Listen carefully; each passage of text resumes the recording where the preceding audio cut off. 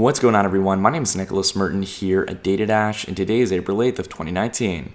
Well, folks, I hope you are having a fantastic day wherever you are. I'm currently in Crypto Valley, or Zug, in Switzerland on my Project Genesis tour. So we're not only going to be doing a meetup, and if you guys are interested in that and in the area, the description will have all the details down below. But I'm also going to get some time to get a feel for the fundamentals here. As it's Crypto Valley, we'll get to see some of the projects in the area. But speaking about the fundamentals, we have to talk about how that growth in the fundamentals and the actual value of cryptocurrencies translates into market valuation. And today I want to talk about why I believe that in this summer, sometime around June to July, we're going to start to see a shift in the market. We're going to be using a variety of different price levels and indicators to really signify this as we take a look across the board. So I won't ramble anymore. I got plenty of rambling to do for the video. Let's go ahead and take a look over the general market. Now, as you all know, over the last 7 days, this recent price action we saw has changed a lot of things. Really, back about 6 or 7 days ago, we saw a leap up on April 2nd in regards to Bitcoin, and it has carried altcoins as well. The only things that are really down at the moment are pretty much stable coins, which people have severely exited with the upward price action, and a few altcoins that were overextended beforehand. So this has been really nice to see in crypto markets, not to mention as well an indicator that I think a lot of people usually are quite negative on or don't really use. Altcoin dominance in this case, or total market cap dominance of cryptocurrencies, has seen Bitcoin getting closer and closer towards 50%. Now, I think it's important to understand that a lot of the other coin valuation is probably inflated, and that's the light blue line here that pretty much takes all the altcoins that aren't being mentioned here on the indicator. But I will say I'm not really looking so much for that. I'm looking for that breach on 50% in most of the valuation to flow into Ethereum and XRP. We'll talk about why that's very important, because these are liquid cryptocurrencies, right? These are currencies that are on a variety of exchanges. It's very difficult to stimulate wash trading or anything like that that could lead to price manipulation on these assets. People follow the rates on the actual exchanges with liquidity. Coinbase, Gemini, Bitstamp, Kraken, and Binance, right? That's what people are keeping an eye on. But anyways, I digress. Let's go ahead and take a look here in the short term and talk about where that's going to lead us going into the summer here. So taking a look at Bitcoin, we had the blowout day on April 2nd where we had massive buys on the open order books. Again, I think a good, proven, and time-tested sign that this is a time where OTC desks are going wild. They're filling major orders, as we'll talk about later on, and people are starting to pay a premium at these prices to get their buy orders filled. I can tell you all, the sell side to the buy side is not even, meaning that there are a lot more buyers than there are sellers at these levels, right? You know, a lot of the OTC desks, a lot of the whales don't feel like selling at these levels, and it's push and pull here between buyers and sellers. So in the short term, as you all know, I've talked about, because of the confidence that we've seen, the absolute blowout in volume we had on April 2nd and April 3rd, and with the continuation of relatively high volume compared to previous trading days at a higher price range, I think that we are going to see Bitcoin come up, whether it's over the next week or so, up to 6,000. Now, do I believe we're going to break 6,000? Absolutely not, and I can explain why I have that confidence. Two main core reasons here. As you all know, if you've watched the channel for a long time, I've talked about an old saying of previous resistance tends to become new support when it comes to uptrends, and it turns to be that previous support becomes new resistance for price. And as you all can very well tell and might remember, quite frankly, Bitcoin was holding for over a year on 6,000 and has breached that as of November 2018. So when we get up to this $6,000 range, if we get up to this $6,000 range, I believe we're going to get a pretty stark correction, as some people are going to be speculating, trying to play the breakout here. Now, that being realized, this is where I lead to my confidence for the summer of 2019, as we start to see a growth here in price to 6,000 and then a rejection lower. Again, I think we're going to be setting higher lows, as we've done over here and over here on the uptrend so far. I think we're going to set a third bottom here, and it's going to confirm that we're setting up for a continued breakout going into the rest of 2019. An ascending triangle, which, as you all probably know in TA 101, this is a bullish sign. Now again, nothing crazy here. We're looking for something that would be a good swing trade. I'm thinking about locking some profits up here on some of my altcoins, and then also down here starting to buy up some of those altcoin positions, and maybe even adding some fiat to crypto positions. But I want to talk outside of just Bitcoin as well. We have to know when the risk taking is coming. And I think that comes when we have enough substantial price move to break below 50% dominance on Bitcoin. So what's giving me the confidence that we're going to see that in XRP and some of these altcoins? Let's go ahead and take a look at XRP first. And I'm going to go ahead and take an actual look at the tether pairing for Poloniex, because this is one of the older pairs that we actually have access to in regards to price action for XRP. So I'm going to turn off the moving averages here, just take a look substantially at price, and we'll take a look at the logarithmic chart. And interestingly enough, we can see a similar pattern here to when XRP was really listed and then leading on to the next breakout, and then again a continuing rising line of support for the USD pairing. Now this is Tether, but it is pretty on track with what was traded for the USD pairs at the time as well. And there wasn't too much fiat trading to XRP in this case, being an early token. Reason for that being, I mean, just for example, we just got the Coinbase listing here just a few days ago for fiat pairs to XRP. So let's go ahead and take a look here at the chart. We can see that this rising line of support is very similar to what we've seen in the past. Not to mention as well, it's just good to see that XRP has been holding on this long-term line of support here.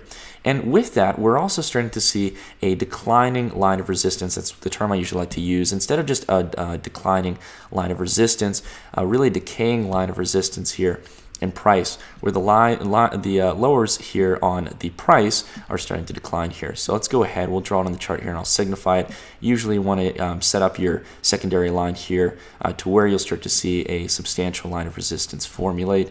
And again, we can start to see that as price is entering down here, that we're getting some confidence that markets could potentially be going for a breakout soon.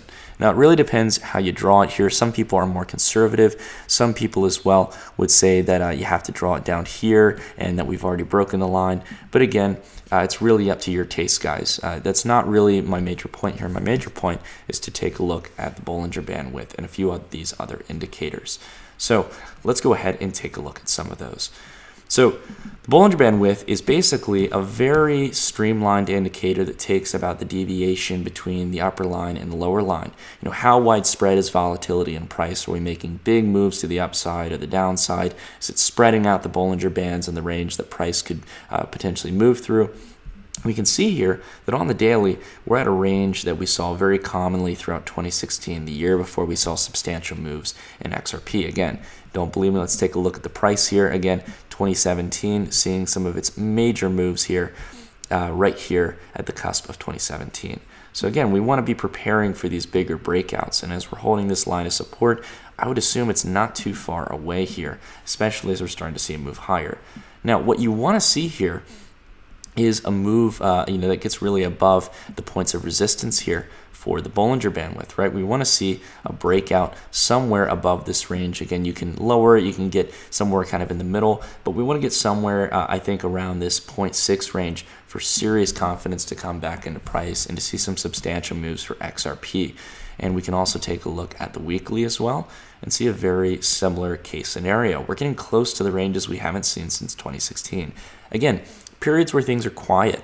The importance of this, guys, the lesson here is that much like people say you should buy when there's blood in the streets, I would say an even more important sentiment to have is to buy when there's no noise in the streets, when no one is talking about something, when there's absolutely no hype going on, volatility is almost dead, it almost seems like the asset is just pushing sideways. That's what you want to see here. And it looks like we're right on bound for that same range we saw in September of 2016. And then months later proceeding, seeing some of the most substantial moves that XRP has ever seen in the sense of growth. So that's what we're looking for here, guys. And again, we can actually find very, very similar trends here when we take a look at the second largest cryptocurrency here, ETH. And as I'm looking at the USD charts, I think it's very important to look at USD when we're talking about market cycles.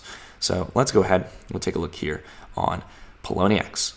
So Poloniex will give us a good range of price here again, trading all the way back since here in 2015.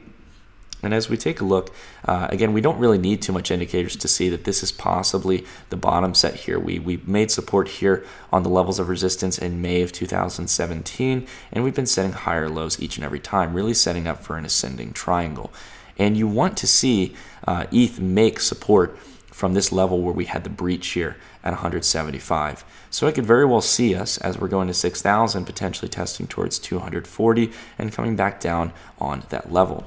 But again, getting away from price here, let's go ahead and take a look at some of these indicators, such as the Bollinger Band, right? Taking a look at the weekly. Again, back down in a range here that is getting us close to levels we've seen in 2016. Not exactly there just yet, but this is a range again as well where we could start to see some risk taking in price. We'll overlap it here with taking a look at price. And again, right down here in this range, anywhere really below the 0.8 range, we can start to see risk taking happen. Again, the uptrend here, and over here as well for Ethereum. If we take a look, we can start to see a breakout here. A good way to do this, I guess, would be to scan it on the logarithmic chart again. Risk taking, risk taking, risk taking, etc. Right? And who's to say that it will be much different from here, right? So that's the thing we want to look for. Again, higher levels here on the RSI is always very nice to see. Confidence resurging back into the market, and we're very, very far away from, as we can obviously see, the levels where crypto can go to. It can be very overbought even on the weekly. So that's the thing to take away, guys. Take a look at some of these indicators, not just on the short term. Don't look at the hourly, don't look at the daily, look at the weekly and the monthly, and look at what the charts and indicators are telling you. Because to me, this is showing that confidence is coming back in the market. We might still be going through what is technically known as the bottoming process, but I believe this summer the fundamentals are still going to start to play out with the, for example, in the case of ETH, not just ICOs and speculation, it's going to be the decentralized finance movement. We're seeing all the developments with MakerDAO and the DAI stablecoin. We're starting to see a lot of different cryptocurrency lending platforms where you can lock up your Ether as collateral, and that can be used to create fiat loans on top of it and earn interest for stakeholders. We're starting to see much more speculation going around. I think talk behind the scenes, even though there's less coverage of it in the media, around financial products being launched for Bitcoin and other cryptocurrencies, especially outside of US markets. There's been a lot of support here in Switzerland at the SIX exchange. And outside of that as well, wallets, everything else seemed to be improving quite substantially. So with things like this happening, I have every reason to believe that we are going to start seeing some risk taking going on in markets. And as we test even lower on that Bitcoin dominance level, when we get that break on 50%, that's where I'm going to hold a lot of confidence. The biggest telltale sign in the sense of kind of articles or fundamental developments has to do with what's going on in OTC desks. Now, as you all probably are aware of by now, and if you aren't, it's something important to understand. It is important to realize that some of the largest OTC volume is still coming out of China. We hear a lot about Korea, we hear about a lot about Japan, and even as well in a variety of different Western markets.